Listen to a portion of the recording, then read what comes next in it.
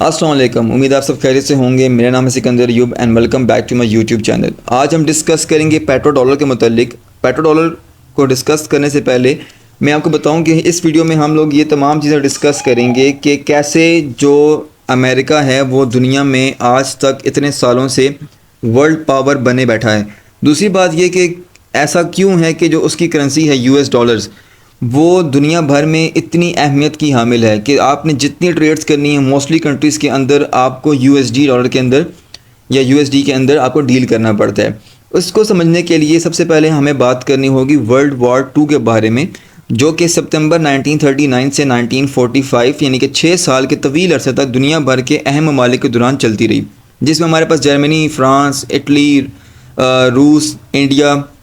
اس کے علاوہ جو ہمارے پاس امریکہ اور UK یہ سب شامل تھے اس کے اندر۔ اب ہوا یہ کہ جب ورلڈ وار 2 ختم ہوئی تو تقریباً ایک اسٹیمیٹ کے مطابق اس وقت کا تقریباً 1000 ارب ڈالر روپیہ کا نقصان مختلف گورنمنٹس کو ہوا جو اس جنگوں میں شامل تھی۔ اب شروع میں یہ ہوا کہ جب جنگ جاری تھی شروع کے 2-3 سالوں میں، امریکہ ڈائریکٹلی اس جنگ میں انوالو نہیں ہوا، وہ بالکل نیوٹرل رہا، اور اس نے یہ کیا کہ جب تمام دنیا کے بڑے بڑے ممالک جنگ میں مصروف تھے تو اس نے اپنی تمام لیبر فورس کو اور تمام وسائل کو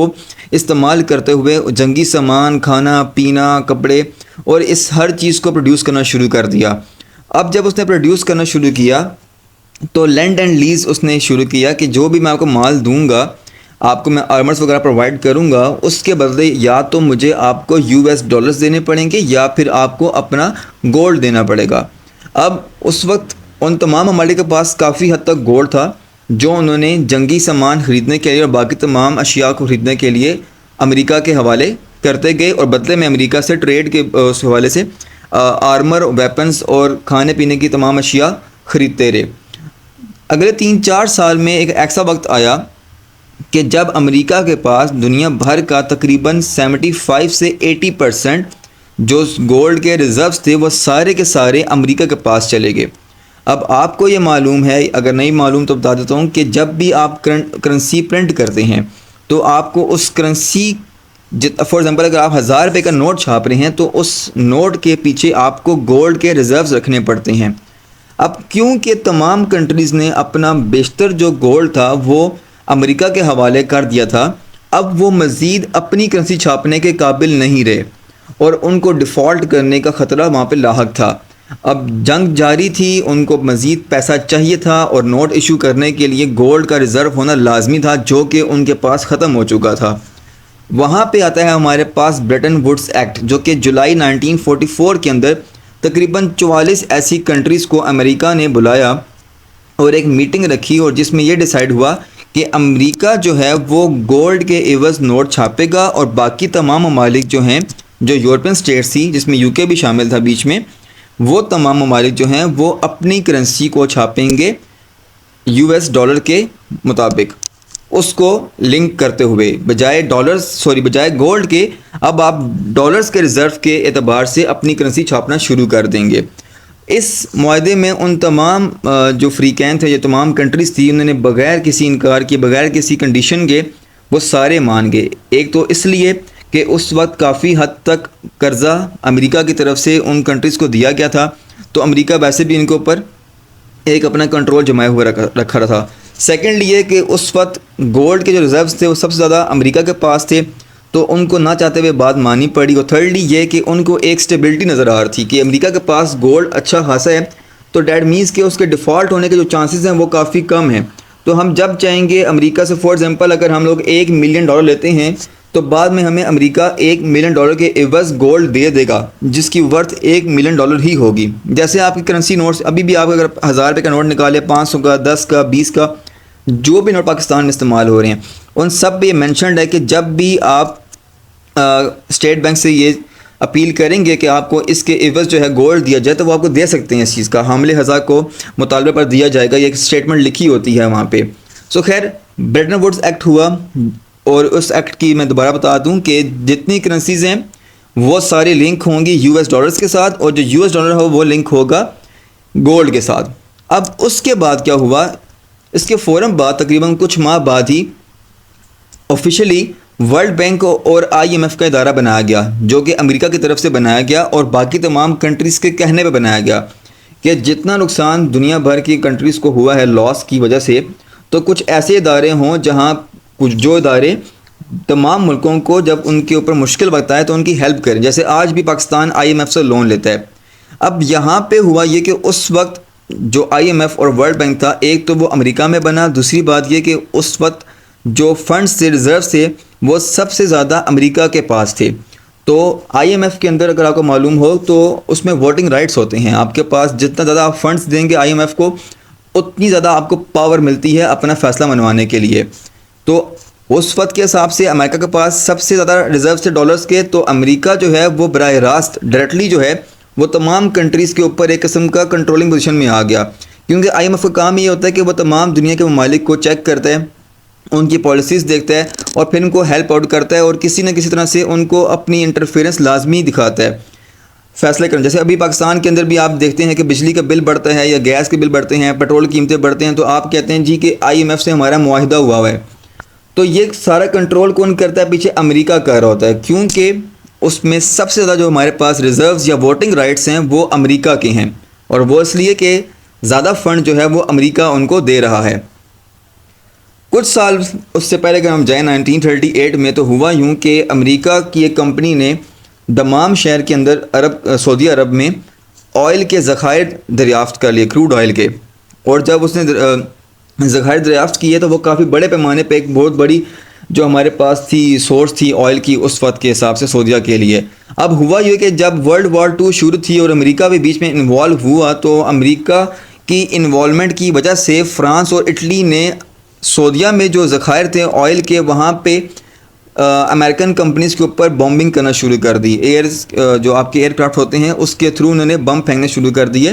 جو آپ کی آئل وہاں پہ ریزروز تھے وہاں اس کے اوپر۔ اب اس چیز کو دیکھتے ہوئے سعودیہ کو خوف لگنا شروع ہو گیا کہ یار کوئی کنٹری ہم پہ حملہ نہ کر دے، یا ہمارے ریزروز جن کی وجہ سے ہم لوگ کافی امیر ہو سکتے ہیں وہ ریزروز ختم نہ ہو جائیں، یا ان پہ اٹیک کر کے ان کو تباہ نہ کر دیا جائے۔ تو وہاں پہ جو اس وقت کا امریکہ کا صدر تھا، اس نے فروری 1945 کے اندر کنگ عبدالعزیز کو یہ آفر کی کہ اگر آپ ہماری 2 شرطیں مان لیں تو آپ کی مکمل سیفٹی کی ذمہ داری ہم لیں گے۔ اب اس میں ہوا یہ کہ اس صدر نے بولا، امریکی صدر نے، کہ سر آپ کو 2 شرطیں یہ ماننی پڑیں گی کہ جب بھی آپ ہمیں آئل بیچیں گے تو آپ کو US ڈالرز میں دینا پڑے گا، اور آپ دنیا کی کسی بھی کرنسی کو کسی بھی کنٹری کو اگر آپ آئل بیچیں گے تو آپ کو امریکی ڈالرز میں ہی ٹریڈ کرنا ہوگا۔ یہ شرط تھی اس وقت کے امریکی صدر کی، جو کہ سعودی گورنمنٹ نے یا بادشاہ نے بغیر سوچے قبول کر لی، کیونکہ اس وقت سب سے بڑا جو مسئلہ تھا سعودیہ کے لیے وہ اس کی سیکیورٹی تھی۔ کرتے کرتے اسی طرح سے بعد میں جب 1960s میں اوپیک فارم ہوا، جس میں تمام عرب کنٹریز جو کہ آئل پروڈیوس کرتی ہیں، ان کو بھی امریکہ نے اسی جھانسے میں کہ ہم آپ کو سیفٹی پرووائڈ کریں گے، آپ کو آرمر پرووائڈ کریں گے، آپ کو نئی مشینریز نئے ویپنز پرووائڈ کریں گے، اور آپ کو بچانے کے لیے بھی ہم لوگ پیش ہوں گے، تو اس کے بدلے آپ کو دنیا بھر میں آئل کی جو ٹریڈ ہے وہ US ڈالرز میں کرنی پڑے گی۔ اور وہ سارے مان گئے۔ اس وجہ سے امریکی ڈالر میں کافی بوم آیا۔ جو پہلا بوم تھا وہ تھا ورلڈ وار 2 میں آئی ایم ایف اور اس سے پہلے برٹن ووڈ ایکٹ کی وجہ سے۔ جو سیکنڈ بوم آیا وہ آیا جب تمام دنیا کے اندر آئل ٹریڈ ہونے شروع ہو گیا امریکی ڈالر کے عوض۔ اس کو بولتے ہیں پیٹرو ڈالر، کہ جب آپ آئل پرچیز کرتے ہیں یا پیٹرول پرچیز کرتے ہیں ڈالر کے تھرو، ڈالر دے کے پیٹرول آپ لیتے ہیں۔ اب پاکستان کے اندر آپ کبھی بھی نہیں سنیں گے کہ آپ نے پاکستانی روپے دے کے باہر سے تیل خرید لیا، یا کسی اور ملک سے آپ نے گیس پرچیز کر لی، LNG آپ نے پرچیز کر دی۔ ہمیشہ کو سننے میں آئے گا کہ ہم نے جو فورن پیمنٹس کرنی ہے وہ ڈالرز میں کرنی ہے، اور یہی ایک بہت بڑی وجہ بنی امریکی ڈالر کی اتنے سٹیبل اور اتنی ورتھ رکھنے کی۔ اب اس کے بعد ایک اور کام شروع ہوا تقریباً 1970s کے بعد، کہ دنیا بھر کے اندر بانڈز ایشو ہوتے ہیں۔ بانڈز جو ہیں وہ ایک آپ کو مخصوص ریٹ آف ریٹرن سود عطا دیتے ہیں، جو کہ لوگ یہ سوچتے ہیں جیسے آپ لوگ بھی اپنے ایک مخصوص اماؤنٹ ہر مہینے سیونگ کے طور پہ سائڈ پہ کرتے ہوں گے یا کہیں پہ انویسٹ کرتے ہوں گے، تو جو عرب کنٹریز تھے موسٹلی، اور اس کے علاوہ جو بڑی بڑی کنٹریز ہیں، فار ایگزامپل چائنا ہو گیا ہمارے پاس، جرمنی ہو گیا، یورپین اسٹیٹس ہوگی، اس کے علاوہ انڈیا ہو گیا، اس طرح کے بے شمار ممالک نے یو ایس ٹریجری بانڈس کو پرچیز کرنا شروع کر دیا۔ وہ اس لیے کہ ان کے نزدیک جو یو ایس کا بانڈ ہے وہ کافی سٹیبل ہے، کیونکہ وہاں کی پالیسیز، وہاں کی پولیٹیکل کنڈیشن، اور سب سے بڑھ کے جو وہاں کے فائنینشیل کنڈیشنز ہیں وہ کافی سٹیبل ہیں، اس لیے انہوں نے یو ایس بانڈ میں انویسٹ کرنا شروع کر دیا۔ اور مئی 2022 کے مطابق تقریباً 7.4 ٹریلین ڈالرز ابھی تک جو ہیں آپ کے مختلف ممالک نے امریکی ٹریجری بانڈز میں انویسٹ کیے ہوئے ہیں، جو کہ اگر آپ تمام یورپین اسٹیٹس کو، انڈیا کو، چائنا کو ملا بھی دیں، اس سے بھی زیادہ کی ورتھ کے یہ ذخائر امریکہ کے پاس موجود ہیں۔ اب اگر آپ اس بات کو سمجھیں آگے بڑھنے سے پہلے، یہ پیٹرو ڈالر ہے۔ جب 1970s کے اندر ایک ایشو آنا شروع ہوا کہ امریکہ کے پاس ڈالر کے ذخائر ختم ہونا شروع ہو گئے، وہ اس لیے کہ ظاہری بات ہے دنیا بھر میں جس کو چاہیے ڈالر، تو امریکہ اس کو ڈالر پرنٹ کر کے دے گا، اور ڈالر پرنٹ کرنے کے لیے امریکہ کے پاس گولڈ کے ریزروز ہونا لازمی تھے۔ تو 1970s کے اندر جب اس کے ریزروز ڈپلیٹ ہونا شروع ہوئے، ختم ہونا شروع ہوئے، تو امریکی صدر نے وہ جو معاہدہ تھا برٹن ووڈز ایکٹ، اس کی خلاف ورزی کر دی اور اس کو ختم کر دیا کہ اب کے بعد ہم لوگ آپ کو یہ باؤنڈ نہیں کر رہے کہ آپ کو اپنی کرنسی چھاپنے کے لیے یو ایس ڈی کا ہونا لازمی ہے، اب جو چاہے جس کرنسی میں چاہے وہ ٹریڈ کر سکتا ہے۔ یہ جاننے کے باوجود کہ امریکہ کے پاس گولڈ نہیں ہے، اور باقی کنٹریز تو ویسے ہی اپنا سارا گولڈ امریکہ کو دے چکی تھی، تو بہت سی کنٹریز نے بجائے اس کے کہ وہ اپنی کرنسی کے اندر ڈیل کرتے ہیں، انہوں نے پھر بھی امریکی ڈالر پہ ہی اپنا انحصار رکھا۔ وہ اس لیے کہ جب اس وقت انڈسٹریل ریولوشن آیا، جس میں آپ کو انڈسٹریز کے لیے، گاڑیوں کے لیے، اپنے جہازوں کے لیے، شپس کے لیے فیول چاہیے تھا، وہ سب تو تھا عرب کنٹریز کے اندر۔ اور اوپر آپ پڑھ چکے ہیں کہ یو ایس کا جو پریزیڈنٹ تھا، اس نے سعودی کے ساتھ معاہدہ کر کے یہ ڈیل کی تھی کہ جس کو بھی آئل دیں گے یا چاہیے ہوگا اس کو ڈالرز دینے پڑیں گے۔ تو اب انڈائریکٹلی وہ تمام کنٹریز آزاد ہوتے ہوئے بھی آزاد نہیں رہی، اور ان کو اپنی کرنسی کے بجائے دوبارہ سے ڈالر کے اوپر ڈیپینڈنٹ ہونا پڑا۔ یہ ایک بہت امپورٹنٹ فیکٹر تھا 1970s کے اندر۔ تو اب اس سے ہو کیا رہا ہے کہ یو ایس کے پاس تو گولڈ کے ریزروز ہیں نہیں، وہ سمپل اپنی پرنٹنگ مشینز کے تھرو ڈالر پرنٹ کرتا ہے اور آئل پرچیز کر لیتا ہے۔ دیٹ مینس کہ وہ آپ کے پیسوں سے اور تمام کنٹریز کے پیسوں سے بغیر گولڈ ریزروز کے، بغیر کوئی خرچہ کیے، بغیر ریزروز کو سائڈ پہ رکھے ہوئے سعودیہ سے اور باقی تمام عرب کنٹریز سے آئل پرچیز کر رہا ہے، جس میں اس کی صرف پرنٹنگ کاسٹ آ رہی ہے، جس کا پیج کی کاسٹ، پرنٹنگ کی کاسٹ، اور بس یہ ساری کاسٹ اس کو پڑ رہی ہے۔ لیکن آپ کو ڈالرز پرچیز کرنے پڑتے ہیں، آپ کو ٹیکس لگانے پڑتے ہیں، آپ کو مہنگائی کرنی پڑتی ہے، آپ کو ریزروز مینٹین کرنے پڑتے ہیں، 100 طرح کے آپ کو جو ہے کام کر کے تو پیٹرول ملتا ہے، اور امریکہ ایک قسم کا مفتی میں پیٹرول استعمال کر رہا ہے۔ یہاں تک تو پیٹرو ڈالرز کی گیم ختم کافی حد تک ہو چکی ہے کہ وہ ہوتا کیا ہے۔ اب اگر ہم آگے بات کریں کہ کیسے امریکہ آج بھی اتنی پاور کے اندر ہے اور وہ کرتا کیا ہے اپنی پاور کو مینٹین رکھنے کے لیے، اگر ہم بات کریں عراق کی، تو عراق میں 2009 میں صدام حسین نے ایک سٹیٹمنٹ دی اور انہوں نے فیصلہ کیا کہ اب ہم بجائے امریکی ڈالر کے ہم یوروز میں یا باقی کرنسیز کے اندر جو ہے وہ آئل ڈیلز کیا کریں گے اپنی۔ اس سے پہلے اگر آپ آئیں تو 9/11 کا اٹیک 2001 میں ہوا تھا، جو کہ ایک فیک اٹیک تھا، امریکہ نے خود کروایا، اور اسی اٹیک کا الزام صدام حسین پہ ڈالتے ہوئے سن 2009 کے اندر امریکہ نے صدام حسین کو قتل کر دیا۔ اس سے پہلے 2006 میں جو ہے امریکہ نے اسی اٹیک کو جواز بناتے ہوئے عراق پہ، پوری کنٹری پہ اٹیک کیا، ان کے لوگوں کو وہاں پہ صدام حسین کے اگینسٹ کیا اور بعد میں پکڑ کے مار دیا۔ وینیزویلا میں 2 مرتبہ یہ کام ہو چکا ہے، رجیم چینج آپریشن، کہ ان کا جو صدر تھا اس نے بھی یہی سٹیٹمنٹ دی کہ وہ بجائے ڈالرز کے دوسری کنٹریز کے اندر وینیزویلن آئل کو بیچنا شروع کرے گا۔ اور اس کے بعد اگر آپ ابھی بھی سرچ کر لیں تو 2 سے 3 جو ان کے پرائم منسٹرز یا پریزیڈنٹس ہیں ان کو رجیم چینج کے تھرو ہٹایا گیا ہے۔ اور آج وینیزویلا کے حالات یہ ہیں کہ آپ کو تقریباً 15 لاکھ یا 20 لاکھ روپے ان کی کرنسی کے اندر بولیورز دے کے آپ کو صرف ایک برگر ملتا ہے۔ اسی طرح سے اگر ہم ایران کی بات کریں تو ایران کے صدر نے بھی بولا کہ یہ جو پیپر ہے ایک ورتھ لیس پیپر ہے جس کا نام ہے ڈالر، اور انہوں نے بھی یہی فیصلہ کیا کہ وہ دنیا بھر میں جو اپنا آئل وغیرہ ہے وہ ڈالرز کے اندر بیچنا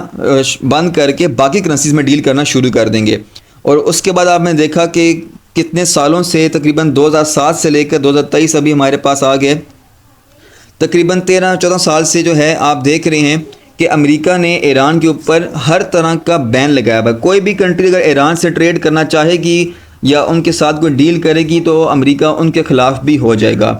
اور اگر ہم ریسنٹ بات کریں تو پاکستان کے اندر جیسے عمران خان نے 2018 کے اندر یا 2019 کے اندر آئی گیس انہوں نے بھی یہ چائنا کے ساتھ ڈیل کی کہ اب ہم بجائے ڈالرز کے ہم چائنیز کرنسی میں آپس میں ٹریڈ کیا کریں گے، جس سے پاکستان کے اندر اور اس خطے کے اندر ڈالر کی جو ورتھ ہے وہ کافی حد تک کم ہو جائے گی، پرائس کافی نیچے آ جائے گی۔